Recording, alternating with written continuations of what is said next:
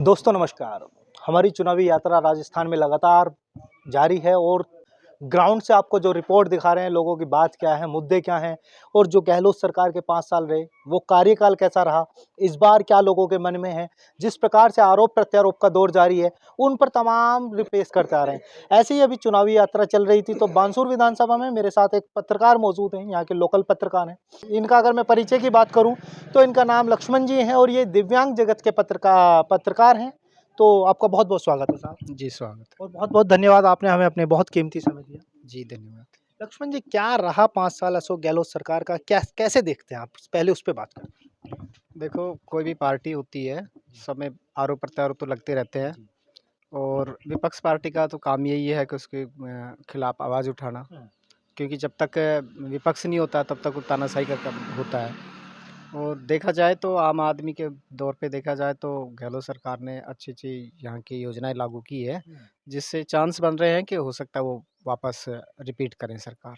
जिस प्रकार से गारंटियों का दौर जारी है, अभी भी 7 गारंटियाँ दी हैं, चाहे वो कामधेनु योजना हो, चाहे प्रत्येक छात्र को लैपटॉप, टैबलेट हो, चाहे फिर वृद्धा पेंशन को हो, चाहे फिर हर घर की मुखिया को 10,000 रुपए सालाना देने की बात हो और दूसरी तरफ जो बीजेपी है, वो कह रही है कि भ्रष्टाचार चरम पर है, पेपर लीक बड़े स्तर पे, राजस्थान एक शायद नंबर 1 रहा। तो ये तमाम मुद्दे कितना इफ़ेक्ट डालेंगे? आप जैसे ग्राउंड पे रहते हैं, वो क्या सर्वे कहता है?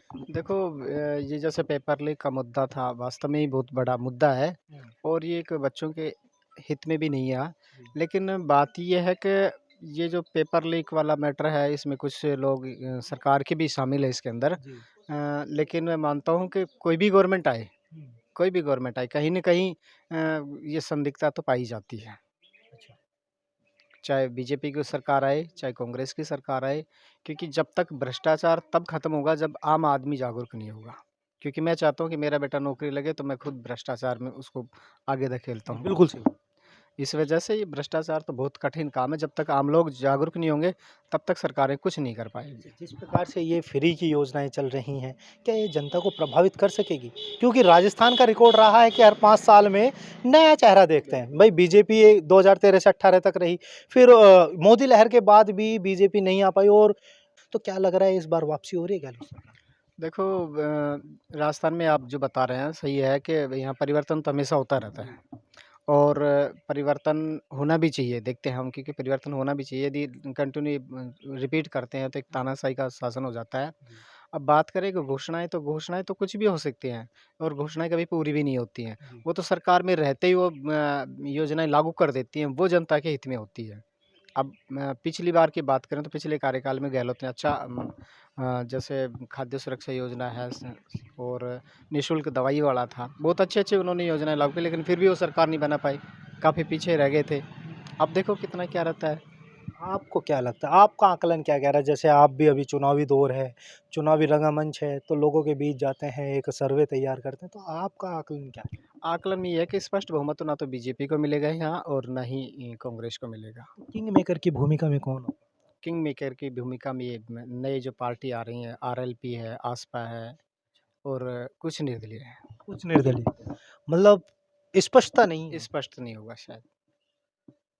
तो जो जहाँ के जो बेसिक मुद्दे हैं, मतलब समस्या क्या है राजस्थान की? जैसे उत्तर प्रदेश में एक सुरक्षा सबसे बड़ा मुद्दा रहा, तो योगी जी ने वो नब्ज़ पकड़ी। कुछ बेसिक मुद्दे बताओ यार। यहाँ बेसिक मुद्दे तो आप जो बता रहे हैं पहले एक तो एक भ्रष्टाचार का मुख्य है जिसमें पेपर लीक वाला मुद्दा है फिर और बहुत सारे मुद्दे निकल जाते हैं इसके अलावा पानी का भी यहाँ पे राजस्थान क्योंकि हमेशा सूखा रहता है तो पानी का भी बहुत बड़ी समस्या है बहुत लोगों को पानी नहीं मुहैया हो रही है जी। तो ये कह रहे हैं कि भाई हमें यहाँ नहर का पानी मिलाए तो ये दो तीन मुख्य मुद्दे हैं जो जैसे भ्रष्टाचार को ख़त्म किया जाए या पानी के जो बात की जाए तो बहुत इफेक्ट डालेगी। अच्छा, जैसे हमने देखा कि अभी 1 साल पहले एक बहुत बड़ा मर्डर हुआ, कन्हैया लाल की गर्दन काट दी गई। तो कुछ ऐसा लग रहा है कि यहाँ पे जो धार्मिक दंगे हैं या जो धार्मिक सौहार्द है, वो बिगड़ा हुआ है?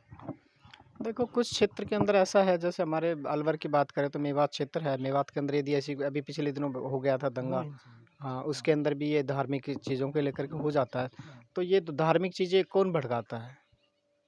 कोई बाहर से तो आता नहीं है। जी। सब यहीं के लोकल हैं, चाहे वो राजनेता शामिल हों, चाहे लोग हों, सब अपनी बाटी सेकने के चक्कर में उसको धार्मिक मुद्दा भी बना देते हैं। सवाल लेना चाहूँगा पत्रकार महोदय, जो बीजेपी के आरोप हैं, भ्रष्टाचार है, बेरोज़गारी है, पेपर लीक है, उठा-पटक की सरकार जिस प्रकार से तालमेल आपस में पायलट साहब में और गहलोत साहब में नहीं रहा, 2 गुट बन गए। तो क्या ये कुछ फैक्टर ऐसे क्रिएट होंगे, जो सरकार को आने से रोक सकते हैं गहलोत सरकार? बिल्कुल, बहुत कुछ इफ़ेक्ट डालेंगे ये भी, क्योंकि ये आम जनता पहले तो क्या थी, आम जनता एक सिंबल पे जुटी हुई थी कि नहीं हमें तो सिंबल पे वोट देना है, बाकी हम कैंडिडेट कौन है, चाहे किसी को भी उतारो हम उसको देंगे। लेकिन अब जनता जाग चुकी है और जनता देख रही है कि कौन-सा कैंडिडेट है जो हमारा सहयोग करेगा, हमारा साथ देगा या हमारे चेहरे पे चुनाव है, सिंबल पे नहीं। चेहरे पे है।